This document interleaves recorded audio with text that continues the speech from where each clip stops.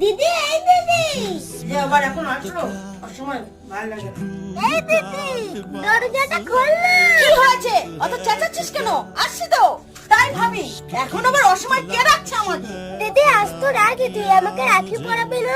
ও তাই বলি, আমাদের বাড়িতে আসার কোনো তোদের মুখ নেই তো, তাই রাখি পরার বাহানা করে টাকা খসাতে এসেছিস বুঝি?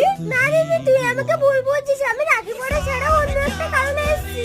তোদের আবার অন্য কোনো কারণে কি আছে?